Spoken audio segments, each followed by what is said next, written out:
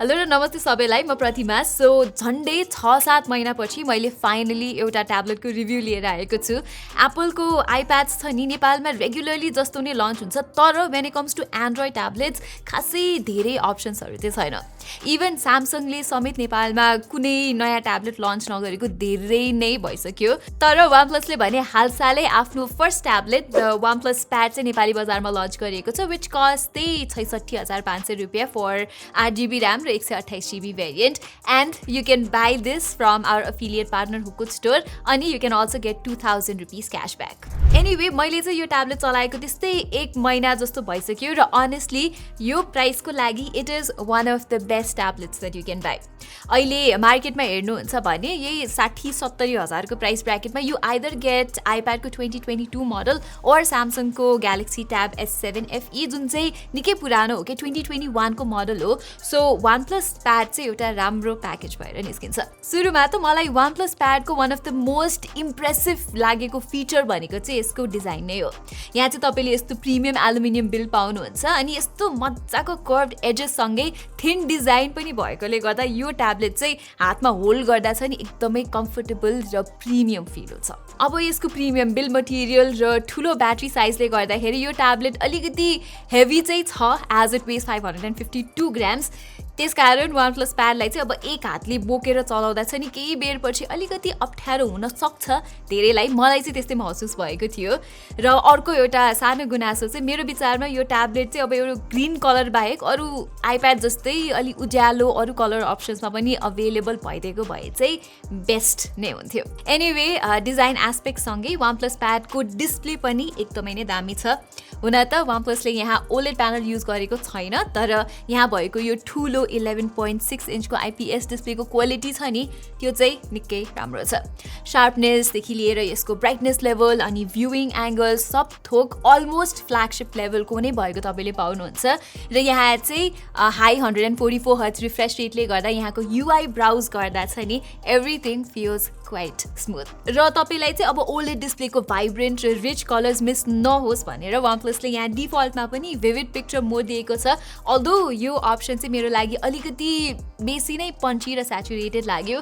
अनि कलर्सको white balance पनि त्यस्तो एक्युरेट भएको मैले पाएन यो मोडमा। सो मैले चाहिँ यसलाई फिक्स गर्नको लागि सिम्पली प्रो मोडमा स्विच गरी टेम्परेचर स्लाइडरलाई अलिकति कुलतिर सारिदिएँ एन्ड त्यसपछि चाहिँ it looks much better now. यससँगै OnePlus Padको यस्तो स्क्वेरिश टाइपको 7:5 एस्पेक्ट रेसियोले गर्दा PDF पढ्दा होस् या ई-बुक्स और वान पिसको लेटेस्ट च्याप्टर नै कस्तो नेचुरल फिल हुन्छ के। तर फेरि यसको यस्तो यो 7:5 एस्पेक्ट रेसियोको आफ्नै बेफाइदा पनि छ, किनभने यहाँ चाहिँ अब जुनसुकै भिडियोजहरू हेर्दाखेरि तलमाथि चाहिँ यस्तो ब्ल्याक बार्सहरू देख्ने गर्छ। लाइकवाइज मैले OnePlus Padको डिस्प्लेमा एउटा इस्यु भेटाएको भनेको चाहिँ यसको स्लो रिस्पोन्स टाइम हो, नट टच रिस्पोन्स रेट है। फेरि नझुकिनु होला, टच रिस्पोन्स रेट भनेको चाहिँ 1 सेकेन्डमा डिस्प्लेले कतिचोटि युजरको टच इनपुट लिन सक्छ भन्ने कुरा हो भने रिस्पोन्स टाइम भनेको चाहिँ स्क्रिनको पिक्सेलले एउटा कलरबाट अर्कोमा सिफ्ट हुन लगाउने टाइम हो। अब युजुअली स्मार्टफोन र ट्याब्लेट्सको डिस्प्ले डिस्कस गर्दा चाहिँ रिस्पोन्स टाइमको कुरा खासै आउँदैन र it's mostly associated with gaming monitors और टिभीज। तर OnePlus Padको स्लो रिस्पोन्स टाइमले गर्दाखेरि चाहिँ कतै स्क्रोल गर्दाखेरि नोटिस हुने ब्लर ट्रेल्स यानि कि घोस्टिङ भने चाहिँ अलिकति इरिटेटिङ नै हुन सक्छ।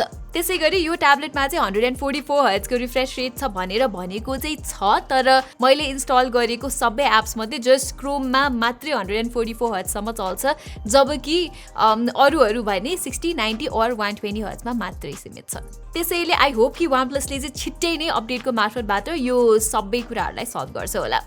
अनि अर्को कुरा OnePlus Padमा चाहिँ डल्बी भिजन र वाइड वान L1 सर्टिफिकेसन दुइटै त छ, तर नेटफ्लिक्स जस्तो OTT प्लेटफर्ममा एजिया भिडियो स्ट्रिम चाहिँ एज अफ नाउ गर्न मिल्दैन। सो त्यो कुरा पनि छिट्टै फिक्स होस्।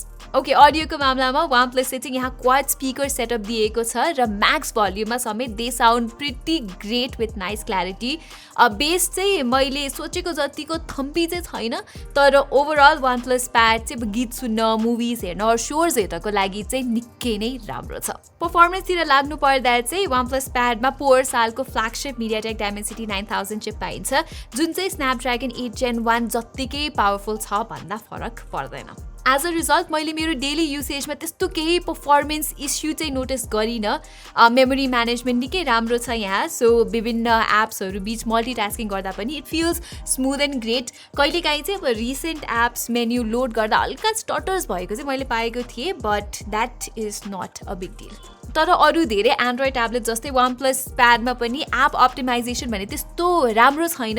उदाहरणको लागि यसमा डिफल्टमा आउने गुगलको जीबोर्ड किबोर्डलाई स्प्लिट गर्ने अप्सन छैन, वेयरएज माइक्रोसफ्टको स्विफ्ट की जस्तो अरू थर्ड पार्टी एपमा समेत त्यस्तो विकल्प नै छैन के। सो यो ट्याब्लेटमा चाहिँ टाइपिङ एक्सपिरियन्स चाहिँ विचित्रको लाग्यो मलाई, स्पेसली ल्यान्डस्केप मोडमा चाहिँ। अनि फेसबुक र इन्स्टाग्राम जस्तो पपुलर एप्स पनि अझै ल्यान्डस्केप मोडमा अप्टिमाइज छैनन्। OnePlusले अप्सन त दिएको छ जबरजस्ती ल्यान्डस्केप ओरिएन्टेसनमा फुल स्क्रिन गर्नलाई, but it does not work. अब अपकमिङ एन्ड्रोइड 14 अपडेटले ट्याब्लेट जस्तो ठुलो डिभाइसेसमा एप स्केलिङ सिम्पल बनाउने भनेको छ, so let's see how that goes. Okay, OnePlus प्याडमा चाहिँ स्टाइलस र किबोर्ड पनि अट्याच गर्न मिल्छ। नेपालमा किबोर्ड चाहिँ लन्च भएको छैन, तर यो स्टाइलस चाहिँ लन्च भएको छ, जुन चाहिँ झट्ट हेर्दाखेरि सेकेन्ड जेन एप्पलको पेन्सिल जस्तै देखिन्छ, एन्ड इट इभन ह्याज त्यो डबल ट्याप सर्टकट्स। यसरी टिल्ट र प्रेसर सेन्सिटिभ हुनुको साथसाथै यसको ग्रिप र पाम रिजेक्सन पनि निकै नै राम्रो लाग्यो मलाई। OnePlusले चाहिँ अब 2 ms को लेटेन्सी छ भनेर क्लेम गरे पनि यसमा स्लाइट इनपुट डिले भने चाहिँ नोटिस हुन्छ, तर म जस्तो एमेचर आर्टिस्टको लागि चाहिँ it was not an issue. Okay, अब चाहिँ लागौँ क्यामेरातर्फ। OnePlus प्याडको पछाडिपट्टि तपाईँले 13 मेगापिक्सलको र अगाडिपट्टि चाहिँ 8 मेगापिक्सलको सेन्सर पाउनुहुन्छ।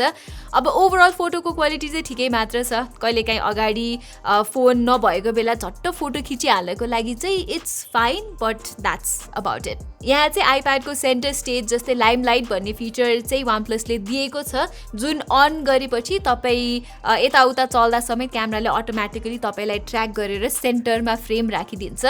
बट अहिलेको लागि चाहिँ यो फिचर जुम र गुगल मिट जस्तो डेडिकेटेड भिडियो कन्फरेन्सिङ एप्समा मात्रै चल्छ। फाइनली OnePlus प्याडमा चाहिँ 9510 मिलिएम्प आवरको ठुलो ब्याट्री छ, जसले चाहिँ मलाई एभरेजमा चाहिँ 7 to 7.5 hours screen on time दिएको थियो, विच इज क्वाइट इम्प्रेसिभ भन्छु म। अनि यहाँ ओभरनाइट ब्याट्री ड्रेन जस्तो समस्या पनि छैन र बक्सभित्र पाइने 67 वाटको चार्जरले 100% चार्ज गर्न चाहिँ यसलाई ठ्याक्क 1 घन्टा र 20 मिनट लाग्छ। ओके, सो ओभरअलमा सबै कुरालाई हेर्ने हो भने इट्स अभियस कि OnePlus प्याड चाहिँ एउटा एकदमै इम्प्रेसिभ एन्ड्रोइड ट्याब्लेट हो। दामी डिजाइनसँगै यसको डिस्प्ले अनि स्पिकर्स, पर्फर्मेन्स र ब्याट्री ब्याकअप सबै राम्रो छ। अनि मैले सुरुमा भने जस्तै कम्पिटिसन पनि खासै धेरै छैन यो प्रिमियम ट्याब्लेट सेगमेन्टमा चाहिँ। सो तपाईँलाई चाहिँ एन्ट्री लेभल आइप्याडको सट्टा एउटा पावरफुल एन्ड्रोइड ट्याब्लेट चाहिएको छ भने I can definitely recommend this one to you. तर if you can wait a while, नेपालमा पनि चाँडै नै Xiaomiको प्याड 6 पनि लन्च हुन लागेको छ, जसको प्राइस चाहिँ त्यही 10 देखि 15,000 सस्तो हुन जान्छ OnePlus प्याड भन्दा। अब Xiaomi प्याड 6 चाहिँ OnePlus प्याड जतिको वेल बिल्ड र पावरफुल त छैन, तर मिडिया कन्जम्सन अनि वेब ब्राउजिङ र भिडियो कल्स अटेन्ड गर्ने जस्तो बेसिक स्टफको लागि चाहिँ it's really good. So everyone, यही नै थियो हाम्रो full review of the all new OnePlus pad. तपाईँहरूलाई यस्तै टेक रिभ्युज हेर्न र टेकको बारेमा भिडियोजहरू हेर्न मनपर्छ भने चाहिँ हाम्रो च्यानल ग्याजेट बाइट नेपालीलाई सब्सक्राइब गर्न नबिर्सिनु होला। यति भन्दै म प्रतिमालाई बिदा दिनुहोस्। धन्यवाद।